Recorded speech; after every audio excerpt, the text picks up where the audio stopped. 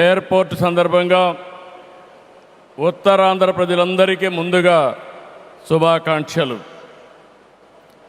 ఉత్తరాంధ్రలో కొత్త చరిత్రకు నాంది పలికేలా ఎయిర్పోర్ట్ నిర్మాణానికి సహకరించిన రైతులందరికీ ముందుగా పాదాభివందనం చేస్తున్నాను.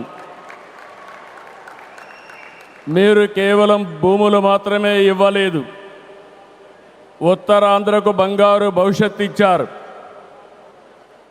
నేడు ఉత్తరాంధ్రకి ఇంటర్నేషనల్ ఎయిర్పోర్ట్ వచ్చింది.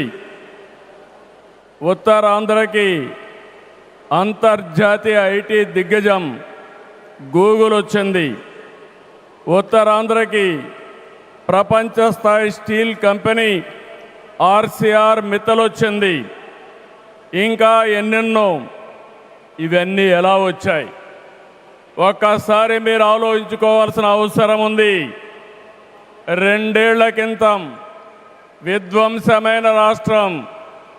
ఆ రోజు నేను, పవన్ కళ్యాణ్ గారు, నరేంద్ర మోడీ గారి నాయకత్వంలో మీ అందరికీ ఒక హామీ ఇచ్చాం. రాష్ట్రాన్ని పునర్నిర్మాణం చేస్తామన్నాం, నిలబెట్టుకున్నాం. మోడీ గారి చేతుల మీదుగా ప్రారంభించుకున్న ఎయిర్పోర్టు ఉత్తరాంధ్రకు ఒక మణిహారం. నేను అందుకే పదే పదే చెప్తున్నాను, ఉత్తరాంధ్ర కళలకు రెక్కలొచ్చాయి. ఎర్ర బస్సు రాదన్నారు, ఎయిర్ బస్సు వచ్చింది. అవహేళన చేసిన వాళ్ళు అడ్రస్ లేకుండా పోయే పరిస్థితికి వచ్చారు. ఆ రోజు ఎన్నో ఈ ప్రాంత ఆశలని, ఆకాంక్షల్ని తక్కువ చేశారు, అడ్డుపడ్డారు. అన్ని అధిగమించాం. అద్భుతమైన ఎయిర్పోర్ట్ ఈరోజు నిర్మాణం అయిందంటే ఇది ఉత్తరాంధ్రకి గర్వ కారణమని మరొకసారి విజ్ఞప్తి చేస్తున్నాను. కొత్త ఎయిర్పోర్టు మన్యం వీరుడు అల్లూరి సీతారామరాజు పేరు పెట్టుకున్నాం. పేరు తలుచుకుంటేనే గుండె ఉప్పొంగుతుంది. గిరిజనులతో కలిసి ఆయన చేసిన స్వాతంత్ర పోరాటం దేశం ఎప్పటికీ మరిచిపోదు.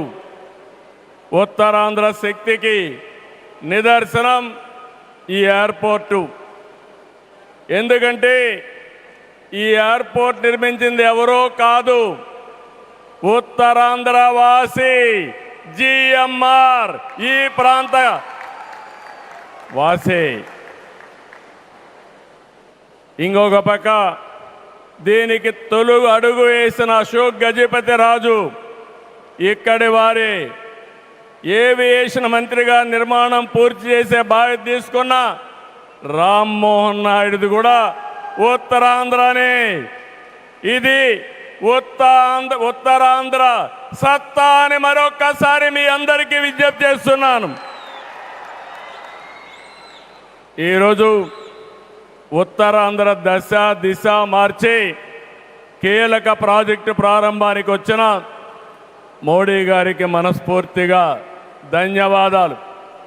ఈరోజు మనందరం గుర్తుపెట్టుకోవాలి, వెంటిలేటర్ పైన ఆంధ్రప్రదేశ్కి ఆక్సిజన్ ఇచ్చి ఈరోజు నిలబెట్టిన వ్యక్తి నరేంద్ర మోడీ గారు.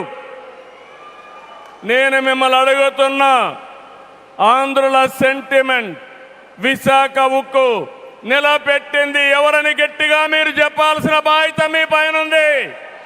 ఎవరు? విశాఖ రైల్వే జోన్ మంజూరు చేసి విభజన హామీని నెరవేర్చింది ఎవరు? పోలవరానికి సాయం చేసి గాడిన పెట్టింది ఎవరు? రాజధానికి నిధులిచ్చి పనులు పునఃప్రారంభించిన వ్యక్తి ఎవరు? 2027 భోగాపురంలో చెప్తున్నాను, పోలవరాన్ని పూర్తి చేసి మన ప్రధాని చేతుల మీద జాతికి అంకితం చేస్తామని హామీ ఇస్తున్నాం. 2028 అమరావతి మొదటి దశ పనులన్నీ పూర్తి చేసి మన ప్రధానమంత్రి నరేంద్ర మోడీ గారి చేతుల మీదుగా ప్రారంభిస్తామని మీ అందరికీ హామీ ఇస్తున్నాను. దీనికి మనందరం థ్యాంక్స్ చెప్పాలనా లేదా అని అడుగుతున్నా. చెప్పాలనా లేదా అని అడుగుతున్నా. థ్యాంక్ యూ, థ్యాంక్ యూ, ధన్యవాదాలు, ధన్యవాదాలు. ఏఎస్ఆర్ ఎయిర్పోర్టు 2703 ఎకరాలు, 5641 కోట్ల రూపాయలు అద్భుతంగా వచ్చింది. ఎయిర్పోర్టుని ఫ్లయింగ్ ఫిష్ ఆకారం నిర్మించారు. మన తీర ప్రాంతాన్ని ఇది గుర్తు చేస్తుంది.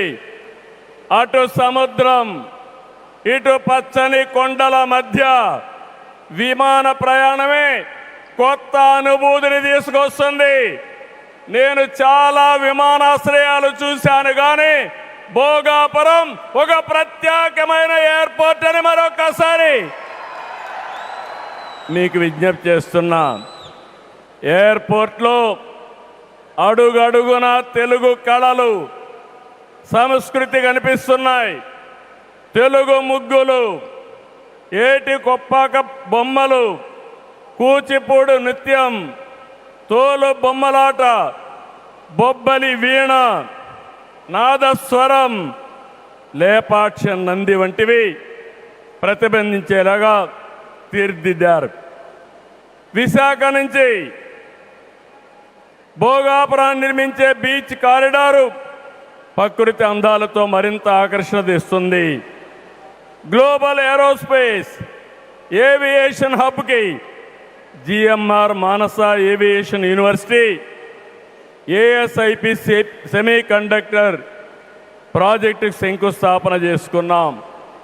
జిఎంఆర్ విఎఫ్ స్కిల్ డెవలప్మెంట్ సెంటర్కి ప్రారంభించుకున్నాం. శంషాబాద్ ఎయిర్పోర్టుతో తెలంగాణ దశ దిశ మారింది.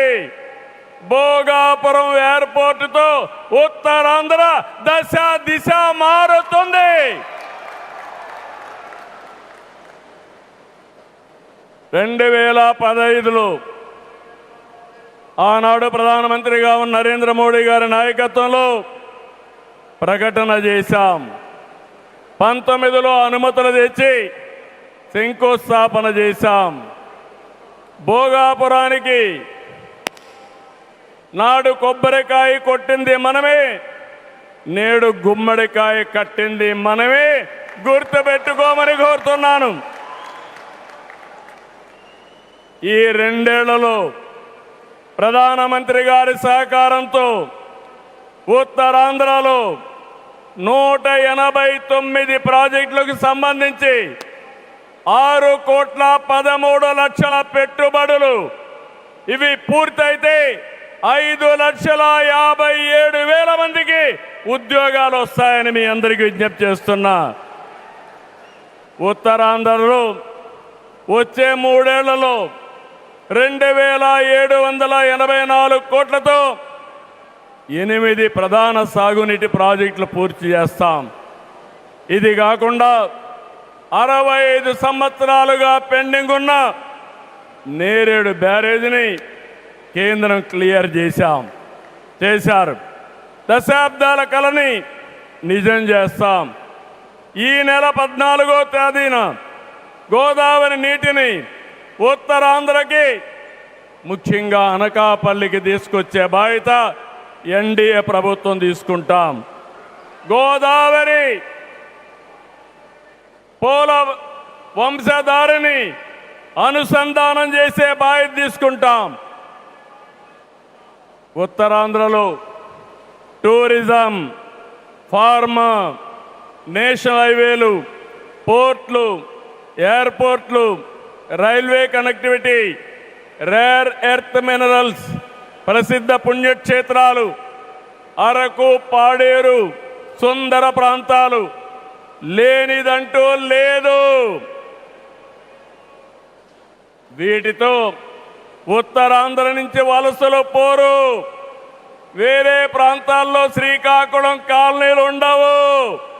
వేరే ప్రాంతం నుంచి ఉత్తరాంధ్రకు వలసలు వచ్చే రోజు తొందరలోనే ఉందని మరొకసారి విజ్ఞప్తి చేస్తున్నాను.